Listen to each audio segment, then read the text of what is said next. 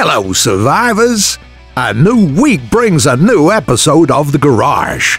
Today you'll learn what Scar AB's plan is and why everyone is so obsessed with tanks, the looks of the craft that makes everyone scream, several suggestions on invisibility mode, whether you should wait for the release in the foreseeable future, and much more. Buckle up, it's go time. A special military event is taking place in the Wastes, and anyone can take part in. Don't miss this February milestone.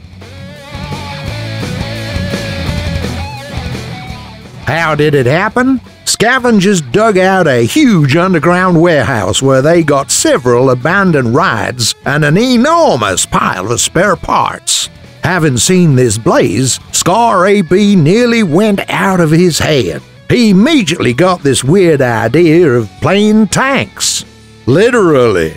For several weeks, scavengers have been sawing, exploding, and welding. And now, they invite everyone to the shooting ground where they put drivers behind the combat vehicle and send them off to battle. We're sure that Scar AB is not as simple as seems. He definitely has his own reasons for this event. It might just be that he's decided to test the new welding technologies under close-to-combat conditions, or he just enjoys watching tanks exploding. No one knows, but since things turned out that way, let's have fun. Melee is only available for a limited time. Survivors are given same rides, tanks like these.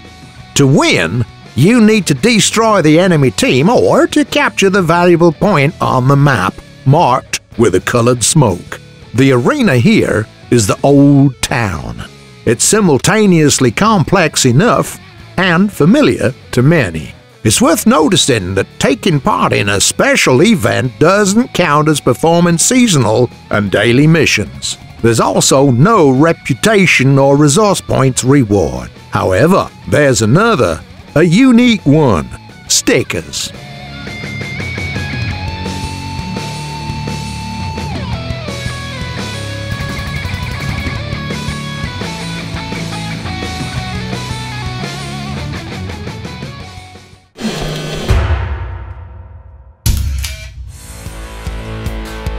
Tanks, tanks, tanks. Thanks to scavengers, everyone seems to go crazy riding tanks only.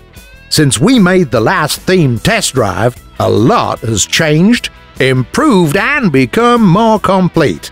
Seems like it's time to delve into the subject again.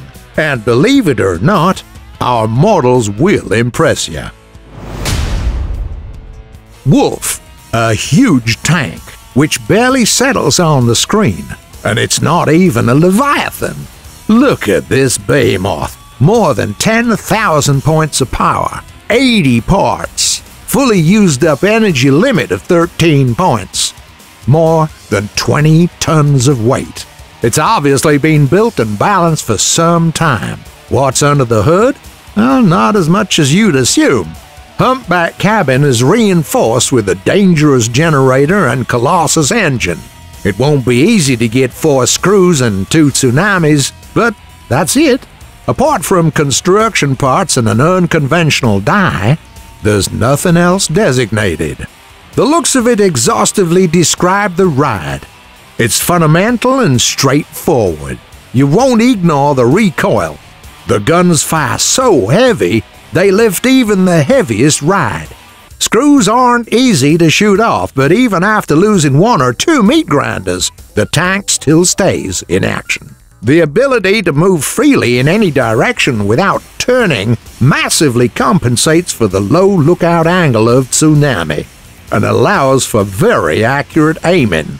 Tardiness doesn't please, but there's nothing you can do here. The engineer has already made a lot for the craft to handle construction limits to the utmost. Pros: good movement and aiming thanks to 4 meat grinders. The construction is big and heavy, but works legit within a framework of the chosen concept. not overloaded with extra parts. Cons, some quite rare parts are used. Slow speed, traditional for tanks. 4 out of 5.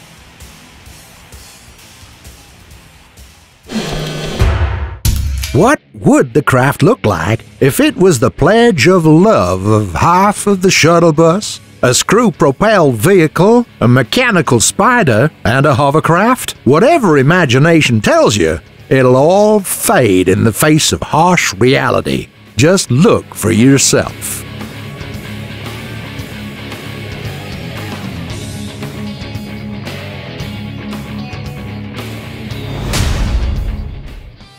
We know, yeah, we surprised ourselves, but the ride is thought through much better than it might seem at first sight.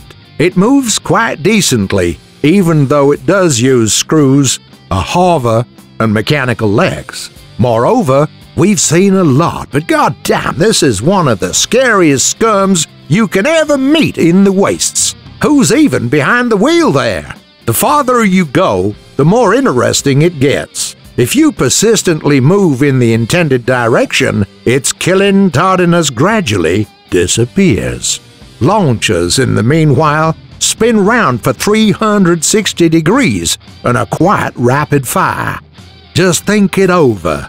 This mutant can walk, aim, and shoot. It's fully functional as a combat ride. We won't risk both advising and estimating this ride. You see for yourself, this one is quite peculiar. But it's undoubtedly the most unconventional ride in test drive for a very long time. Engineers of the wastes can still outright surprise us. Keep it up!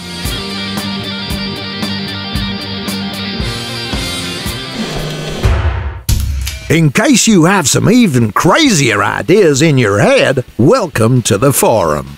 There, you'll find lots of suggestions on building, as well as we'll be able to share your thoughts. And there's now a chance to win game gold for successful crafts in creative contests. Here are some nice works for St. Valentine's Day. Don't you agree? They're quite good. Finally, don't miss this button. Now, right at the exhibition, you can watch only those crafts which can be built from the parts available at the warehouse.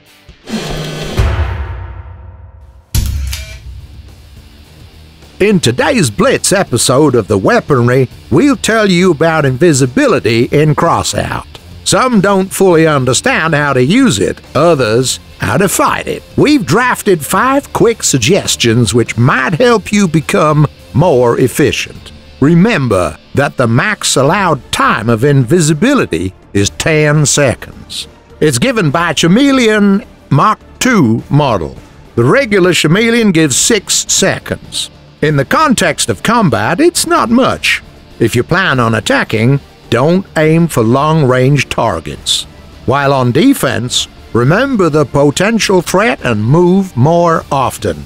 Invisible rides give themselves up. Crafts moving on Earth leave traces even when invisible. The only exception, hovers. If you suspect that someone might be around, look at the ground more often. Radar is your best friend. Radar detection device allows locating the enemy. If you see that the red dot disappears from the screen while frag is on no one's list, the enemy is in the invisible mode. Staying at the sniper position not far from the flashpoint, chances are they're after you.